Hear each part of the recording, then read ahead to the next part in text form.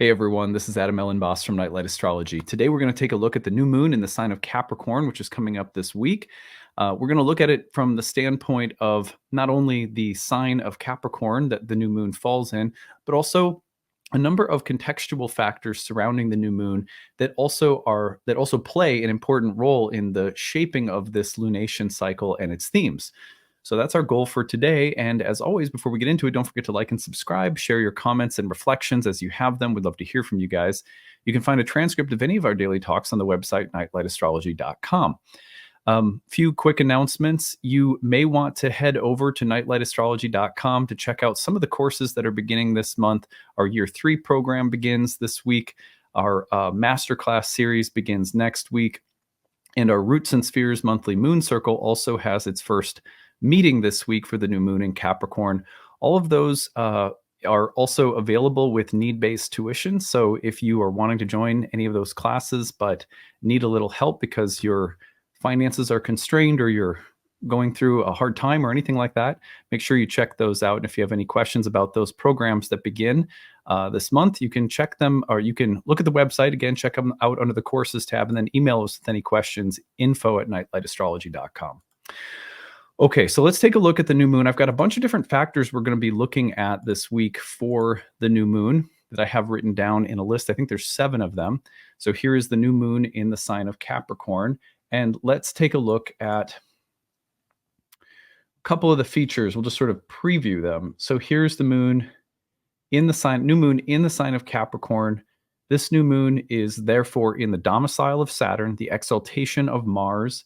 It is in the 3rd decan, which we're going to look at briefly, and then it's also in the bound of Venus. So those are all the dignity factors that play a role in this lunation cycle. Some other important details that are happening right at the time of the full moon would be Mars connecting with Jupiter, exalted Mars in Capricorn, connecting with Jupiter in Taurus in a trine just after Jupiter has turned direct. That's an important detail. The other thing that's important about this lunation cycle is if we take this lunation cycle all the way up to the full moon, which will be in Leo, then one important detail is that that full moon will happen with a T-square taking place. If I can get my arrow to work. Oh, there's the big arrow. The big arrow came out. All right. Here is the T-square that's happening at the time of the full moon to Jupiter in Taurus. That full moon is something that you may remember Alex and I exploring in the horoscopes for this month. You could go back and listen to the horoscopes for January if you wanted a breakdown of that full moon, which is, it's a really significant full moon as well because of the ingress of Pluto into Aquarius. I don't know why Pluto is not depicted here. Let's get that in there. There you go. So you can see that Pluto and the sun cross into Aquarius right around the time of the full moon, which makes it an extra potent full moon that marks the ingress of Pluto into Aquarius. The other thing is that this is a new moon, if we back it up, that's in the 3rd decan. I think I might have mentioned that. So there's a story that goes along with the decans that we'll be looking at. I have a little bit of information on the fact that this is a new moon that comes within a degree of the fixed star Vega. My masterclass series this winter includes 4 classes looking at how to begin working with the fixed stars in your natal chart practice. So I thought it might be fun to include some fixed stars this month in some of our analyses. Anyway, so those are some of the things we're going to be looking at as a way of understanding what this cycle is all about. Let's begin by just starting with some of the basics. This is a new moon in a Saturn-Mars ruled sign. We say that because the domicile ruler is Saturn, but the exaltation ruler is Mars.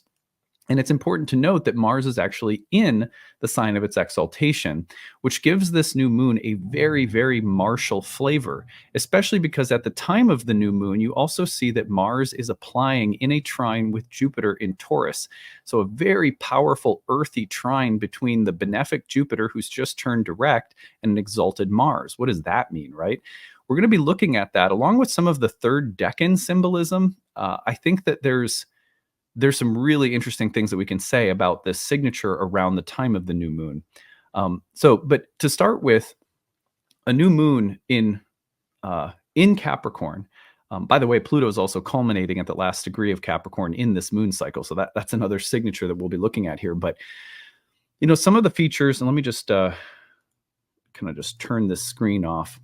So one of the features of Mars and Saturn when they work together in Capricorn, remember right now we have Mars and Saturn also configured to one another in a sextile. Mars and Capricorn, Saturn and Pisces are sextiling one another by both sign and degree. So a very powerful collaboration between those two energies in this cycle.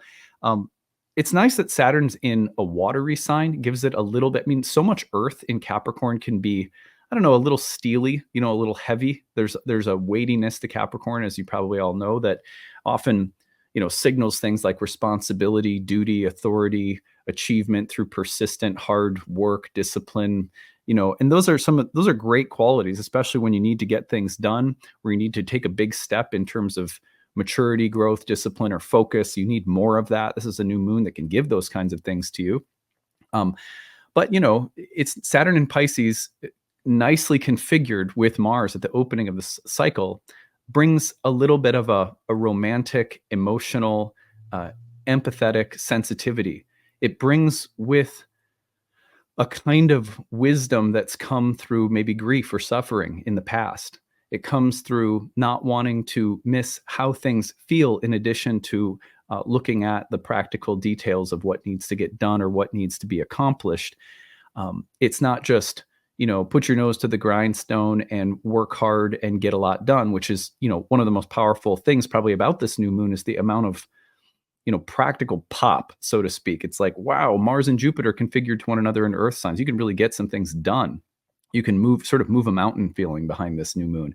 But Saturn in Pisces also says, like, make sure you're moving the right one. Make sure you're taking time to feel what you're doing. Bring emotional sensitivity and maturity to bear on the situation, because you don't want the kind of ruthlessness that is the shadow of Capricorn to take over. So a little bit of emotional tact, sensitivity, the learning that's maybe happened in our lives because of more painful things that we've experienced that we can bring to bear on the constructive use of earthy energy in this cycle. So I think that's probably one of the things to notice right away is that this cycle is about action, productivity. It's about moving Earth, which usually means physical, tangible changes are being made, where you go from an ideal level of visioning something to a practical level of implementing something. Earth usually means that within the cycle, actual things will change, not just ideas, intentions, feelings, thoughts. It's a cycle when Earth is involved where there's a translation into the changing of material things into new forms or into progressing something materially, working on something materially. So again, just a quick observation, the new moon in Saturn and Mars' signs with the sextile between exalted Mars and Capricorn and Saturn and Pisces suggests that we don't want to just move or work or produce or take action and affect change for the sake of doing it, but with some degree of emotional wisdom and maturity that comes with having learned things maybe in the past that we're now bringing to bear on the cycle. So on that level, let's go back and I want to show you some other details on the screen. The other thing that I think is really important to notice is, I'm going to jump around here a little bit on my list. Actually, let's just focus on this one more time. So when you have this kind of a trine from Mars to Jupiter, remember Jupiter's just turned direct. And this is a Jupiter that's also featured very powerfully at the time of the full moon.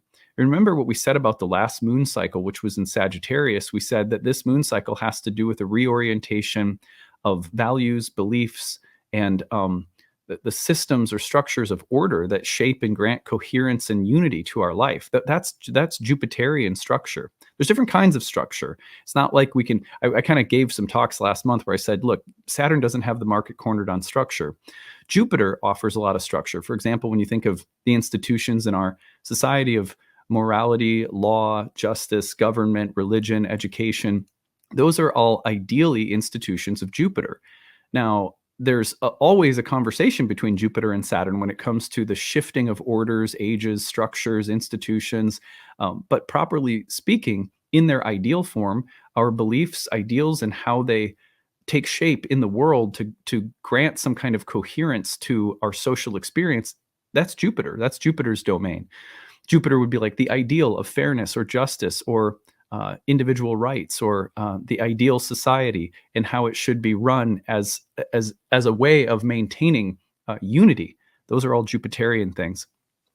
When Mars is exalted in Capricorn, it wants to, it has a very, at its worst, it's almost like machismo. It's such a powerful Mars. But this is also a Mars that's exalted in a feminine sign, and it really wants to affect change physically, tangibly. It says, I want to do things that make actual change. When you have Mars in a fire sign like Sagittarius, so much of the change is happening on the level of vision and intuition. Fire was an element that was associated with the will. And in a Jupiter-ruled fire sign, we've just gone through a period of time where we faced adversity when it came to our ideals, our values, our beliefs, our visions. That's what fire is all about in ancient astrology. You shift out of a fire sign and into an earth sign. And remember, Mars was in Jupiter sign, Jupiter's turned direct. Now Mars is connecting with that recently turned direct Jupiter in an earth sign. And it says the values are ready to be instantiated in actual things.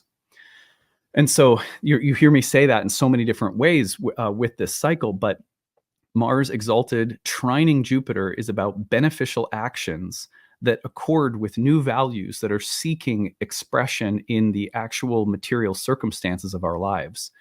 So it's about having the wind at your back and some momentum going to take actions that actually are integrations or instantiations of the kind of shift of vision or values that have been taking place over the past month or so.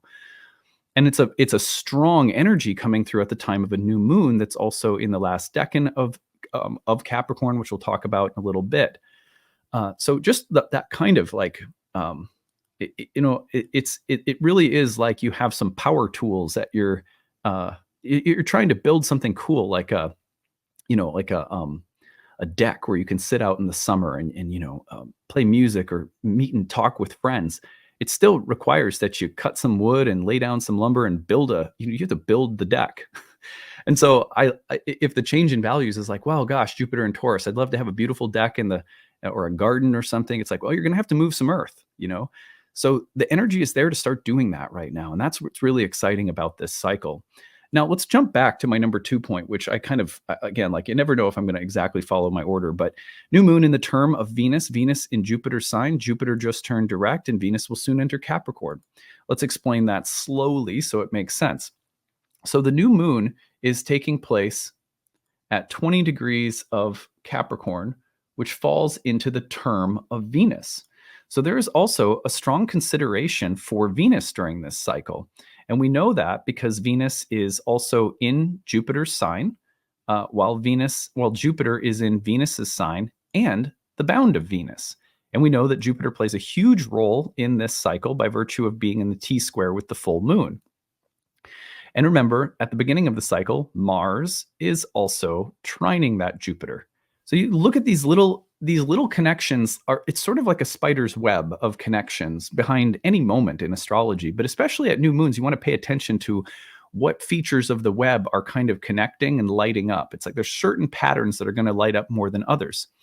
This new moon, although it's really strongly in the, it's sort of more strongly a Mars and Saturn kind of deal, but it is in the bound of Venus. And we also see that at the outset of the cycle, Venus is in the sign of Jupiter, while Jupiter's in the sign and bound of Venus. So there's a strong, actually a kind of subtle at first, but a strong role that Venus starts playing in the overall cycle. We'll see this when we talk about the fixed star Vega as well, which is interesting. But anyway, if you take this forward just a little bit, remember Jupiter's just turned direct and Venus is in Jupiter's sign. So there's a way in which Venus is also sort of collaborating with Jupiter through this cycle. Now, let's take a look at what happens. If we move this cycle forward just a little bit, Venus is soon going to enter Capricorn. And not surprisingly, it does so just before the full moon. Now, as it enters, the reason I say not surprisingly is because the full moon is going to strongly feature Jupiter, who is in Venus's sign and term, and Venus will then be configured to Jupiter in a trine. And Venus will be in Capricorn, the sign of the new moon. So what that means is that this is not just about moving Earth. Like if you start off with the reason I use the image of like I'm building a deck that I can sit on with friends and play music or talk or sit out under the stars during the summer, or I'm building a beautiful garden that I can work in and, grow things that are not only beautiful but useful. Gardens can feature herbs and plants and flowers, and they can also feature vegetables. So it's like there's a way in which this cycle seems to point toward productivity, toward tangible results in very like, setting a foundation, putting the bricks down for the beds, laying the lumber down to build the deck. But behind whatever you're building is a Venusian intention, and that's Jupiter also being in the sign of Venus and the bound of Venus. And then Venus, practically speaking, Venus enters Capricorn and then starts trining Jupiter. And we know that the other thing that's really fascinating about this is that Saturn, one of the major rulers of the new moon, is also in the exaltation of Venus. And these are just little connections. You don't have to if it feels like galaxy brain, don't worry about it. But these are just little connections to notice. Saturn is in the exaltation of Venus and also the bound of Venus, while being configured to Jupiter, who's in the sign of Venus and the domicile of Venus. And then Venus enters Saturn's sign and is configured to Saturn and configured to Jupiter. So in other words, put that all very simply, this is not just about productivity and building or changing structural material things like the skeleton or bones or outline or the joints or something like that. This is also about changing material things that have a very close relationship to Venusian values. The shift in values has been about including Venus from the beginning because Jupiter is in Venus's sign. A shift or reorientation of beliefs and ideals and visions in our lives according to Jupiter and Taurus has to do with what is sensual, what is beautiful, what is stable, what is enjoyable and secure, peaceful and luxurious, but also affords a degree of stability. So a deck that's stable and well built, but that's meant to host friends and, eating hors d'oeuvres under the moon and playing your music together. This is what comes to my mind. Or building a bonfire pit. It requires stone and work and clearing land, but then you want to sit around that bonfire and talk, or a garden, things like that. These are the images that come to my mind, but fill in the blank, right? The idea is that this cycle is about building things that also are informed by a vision of beauty and enjoyment and sensual pleasure and luxury and maybe some kind of stability or peaceful, reliable security. And so that's a big part of kind of what's going on here in this cycle with Venus. New moon in the term of Venus. Venus in Jupiter's sign. Jupiter just turned direct. Jupiter in the bound and sign of Venus. And then Venus entering Capricorn right before the full moon and trining Jupiter while sextiling Saturn. And there's so much affinity between Jupiter, Saturn, and Venus. So it's like the things that we're building are really in Venus's name. And it seems kind of subtle, but overall that you just can't underestimate how much the vision of practical progress is being informed this month by things that are Venusian. So very sensual quality behind the energies of this moon cycle. Now, number 4 on my list is the fact that the full moon will be in that T-square to Jupiter. And it sort of just goes to show that we're still talking about some of the exact same things. So let's look right here. So here is put it right back there. Here's the full moon. It's in Leo. It's with, Pluto having just changed signs, by the way. Very powerful signature that happens around the 20th of January. And then we have the full moon in a square with Jupiter. And Jupiter is in the exaltation of the moon. So there's a nice coherence between moon in Leo and Jupiter in Taurus. And again, like what comes to my mind with the moon in Leo is the kind of the quality of the maternal and the queenly energy. Moon in Leo is like a queen. It's regal and powerful, but it's also sensual and beautiful and maternal. It's matriarchal. And when you call that into alignment with Jupiter and Taurus, again, in Venus's sign, in Venus's bound, with Venus and Capricorn, hitting the sextile to Saturn, trining Jupiter with so much reception between all of them, I get the feeling like the theme of the month, again, it's about empowering changes that are very practical, but in the name of some very feminine values. peace, stability. What are we nurturing? What are we devoted to? What is enjoyable? What is beautiful? What is sensual? What is stable and peaceful? Those are some of the things that are most profound. Now, this also has to do, I mean, when Pluto is entering Aquarius, this is not just a small shift of values or visions that are, I mean, in a sense, when I give an image like building a deck or building a bonfire pit or building a garden, I'm thinking about earthy things that, like as a Taurus rising that I like, gardens, decks, friends with the bonfire, all that. But there's Venusian value and there's like actual landscaping that has to be done, right? But when I think about this full moon in Leo, I also think about moving into a space where you feel like you have, let me put it this way, like my grandmother who had a Leo moon, she was a Cancer sun with a Leo moon. Her kitchen, she ran it like kind of like a military commander, right? But like a matriarchal military commander. You never felt like it was warm and bright and like it always smelled good. And it was like a beautiful ship she was running. She was like a little queen in the kitchen. I say that because she was very short.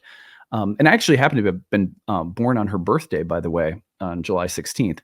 But anyway, and I'll never forget, though, as a kid being in that kitchen and being like, she is in charge here. This is like her domain. And she's very much like the queen of this space. And she canned things.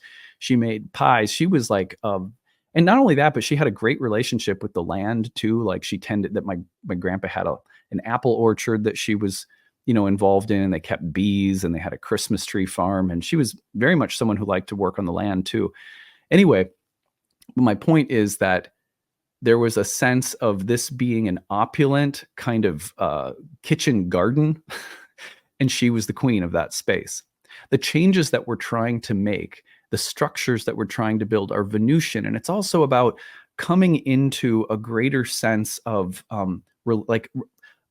a relational domain that you feel like you can relax in and more easily and naturally express some degree of authority, but not a patriarchal masculine authority. It's more of the power of the queen is like the power of a host. I'm here to provide, to nurture, to create this kind of flowing, sustainable, beautiful space within which to enjoy, connect, and be in your body and things like that. So this Leo moon is really interesting as it's in the square with Jupiter and reflecting so much of the Venusian values. The moon will be in the bound of Jupiter, while Jupiter is in the bound of Venus and the exaltation of the moon. So you could just get the feeling like the tarot card that comes to my mind is like the Nine of Pentacles, which shows this woman just kind of luxurious and queenly looking in a garden. Or it reminds me a little bit of the Empress card, a card of feminine power, authority, fertility, richness. And so if you imagine, like what does the image of the bonfire create? Not like, oh, I'm the king of the bonfire, but more like I'm the host of people coming over to my house and enjoying something in this space. There's still a kind of hosting power or a kind of like I would say like a nurturing power that the moon reflects. We're trying to build something that is about stepping into a space of authority over what we are devoted to and in relation to what we're devoted to, something like that. So I hope that's not too abstract, but that's kind of what I'm seeing around this. I mean, what is so exciting about having a deck that you build? It's that you get to host people. And in that role of host, there's a kind of power that you have, but it's not a weighty, suppressive kind of power or a controlling kind of power, which might be appropriate if you're like the chief of a crew of builders or something. This is more like it's about creating space in which to exercise a kind of creative, maternal, relational power. So anyway, yeah, I love this. Okay, so then number 5. The new moon is in the third decan. This is really interesting because the third decan, if I can just bring this up, shows us this guy. This is the card that's associated with the third decan of Capricorn, so the final 10 degrees of Capricorn. And one of the things that I like, I'm just going to read you here. As we've observed previously here in goat season, Capricorn is the day sign of Saturn, and where we find slow Saturn with his glacial geologic timescale, matters of time inevitably arise. Delays, time-consuming complications, 40-year mortgages. Time is the great gift he gives you, whether you want it or not. But the sun, ruler of the decan, is a timekeeper too. In the Orphic hymn to Helios, we come across this line, roughly, guide of good works, bringing on the seasons. If Saturn watches over the long-term cycles of our lives as we ease into maturity, the sun watches over the short-term promises of each day and what we make of it. There's a connection between seizing the day and fulfilling the life. Let's try a financial metaphor. As everybody knows, the precious metal of the sun is gold. Most commonly, the metal of Saturn is thought to be lead, but you can find reference to it as gold as well. If you can hold on to your gold for long enough without disturbing it, it will grow, accumulating interest with each solar turning. And you see how that in that line, it's really about fostering something. Like this can either be a sign of possessiveness and greed, or it can be a sign that sometimes come up when there's need to carefully preserve and develop things as the starting point of like a foundation of something. In the Picatrix, the image of this decan is that of a man holding a book which he opens and closes, and before him is the tail of a fish. And this is a face of riches, the accumulation of money and the ascent of business affairs trending toward a good end. Fish signify many things in many traditions, but among them are commerce and luck. Agrippa describes a woman chaste in body and wise in her work. See how there's another image of like a sort of feminine entrepreneurial power? A banker gathering his money together on the table. The signification of this is to govern in prudence, in covetousness of money, and in avarice. So again, you could have kind of like a Scrooge in the last decan, and some of this whole cycle. I mean, there's a fine line between the sort of building something where you can exercise a kind of matriarchal, hosting, stewarding, devotional, relational power, and something that you're building that is really about the accumulation of riches, wealth, luxury, indulgence, and things like that. In these commentaries, two strands of meaning emerge: good stewardship, the wise handling of resources, and miserly tendencies are actual greed. The fear of scarcity may drive both, and indeed the same financially conservative manager might be viewed by some as prudent, others as stingy. The word bank comes to us through a long line of European variations on terms meaning bench, in one of those rare cases where Romance languages took a cue from Germanic languages rather than Latin, the idea being that money changers historically did their work on a flat, stable surface resting on the ground. So anyway, the key word I use for 4 cards is gathering. And she goes on to say, and I'll tell you this author in a second, I think I forgot to mention it. 4 of Pentacles, gathering of material resources, arguably the most literal sense of gathering seen here. It's not only the accumulation of goods or capital by an individual, be they a sovereign or not, it's also the dependability of one's family there to fall back on in rough times. And while the 4 of Pentacles specifically focuses on steady monetary accumulation, its lesson goes beyond concerns of capital. Some things in life can only be learned through experience, and you may not even realize you're learning them. Day by day, you take risks, you make mistakes, and you course correct. 10 or 20 years later, what you learn from that process has osmosed into your bones, and you call it common sense. 4 square and unmoving, the Lord of Power is safe as houses and worldly as the day is long. This, by the way, comes from a book that I've been reading, as it's called 36 Secrets, A Decanic Journey Through the Minor Arcana of the Tarot by T. Susan Chang, a great book on the decans, an authoritative text, and really, and I like that one along with Austin Kopek's 36 Faces. Let me get my focus back here. There we go. What I like that she's saying about this final decan of Capricorn is that it coincides with so many of the themes that we've been parsing out through the combinations of Mars to Jupiter and the Venus-Jupiter combinations and the Venus-Saturn connections. There's a lot of Venus in this cycle, sort of under the radar, as I've been hopefully describing. And what that means is it's about you either are using your resources and effecting tangible or practical changes that are rooted in something beautiful, something sensual, and moving into a kind of sensual embodied power and authority. And like I described with the deck, the garden, the bonfire pit, or like my grandmother's kitchen or something like that. And there's nothing wrong with that kind of power, but it can also lean into the power, the space of like greed, or where opulence and luxury meet control and pride. And so you want to be careful of that shadow.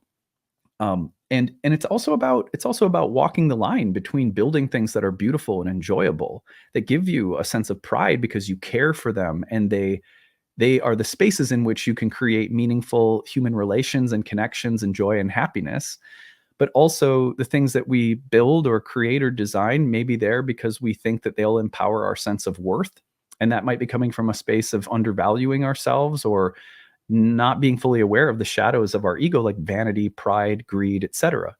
So some really interesting themes. I think it's also fascinating that this new moon is conjunct Vega, which is something that I was spending some time with earlier today. Let me pull it up. So I like Astrology King because that's a great website filled with fixed star lore. And I'm just going to share with you what Astrology King says about fixed star Vega. It's interesting that it's the fifth brightest star in the night sky. The traditional name Vega, earlier Vega, I guess that's how you pronounce it, comes from a loose transliteration of the Arabic word meaning falling or landing via the phrase the falling eagle. According to Ptolemy, it's the nature of Venus and Mercury. And to Elvidus of Saturn and trine to Jupiter from the earth signs, especially Capricorn and Taurus. Isn't that interesting? It gives beneficence, ideality, hopefulness, refinement, changeability, and it makes natives grave, sober, outwardly pretentious, usually lascivious. Is that how you say that word? Anonymous of 379, one of the oldest texts that we have on fixed star lore, says that Vegas is like Venus and Mercury. It's fascinating to me that there's so much Venus in this cycle, and that Venus and Mercury's combination was traditionally associated with things like attractiveness, wealth, success in the markets, good luck around money and business, and things like that. So the star Vega is one of the brightest stars in the heaven. It is definitely of the nature of Venus. It was said to be a particularly good omen when Venus was connected to Vega. Arabic for the falling eagle, Vega is the principal star in the constellation Lyra. The brightest fixed star of the northern sky has a Venus nature with a blend of Neptune and Mercury. I think this is interesting because one of the major things that happens this cycle, which we'll talk about next, is that Venus, during the midst of this cycle, goes through a square to Neptune, which means that there's a sense of what is the ideal, beautiful thing here, and also what is the responsible, mature way of creating the beautiful and sensual ideal. There's questions about opulence, wealth, and luxury, and trying to create something that's really beautiful, and then also maybe leaning into indulgence or greed. So the harp is like Venus and Mercury. It is said to give a harmonious, poetical, and developed nature, fond of music, and apt in science and art. This is the constellation Lyra. Can also incline one to deception or theft. That's interesting. Just like the deceptive part of our material desires. The Lyre is an airy constellation that has most marked influence on weather. It goes on to talk about that a little bit, but is traditionally said to be of the nature of Venus and Mercury.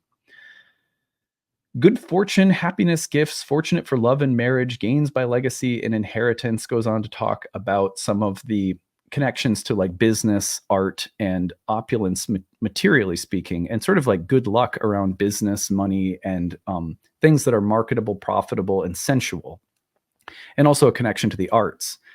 So again, I find that to be an absolutely just a little subtle note to pay attention to, because it amplifies the sense that although there's all this earthy energy, the landscaping's happening to build the garden, right? There's something about this that has to do with what we think of as beautiful and satiating, like what's going to please the senses, what gives us a rich sense of stable, fertile pleasure in our lives.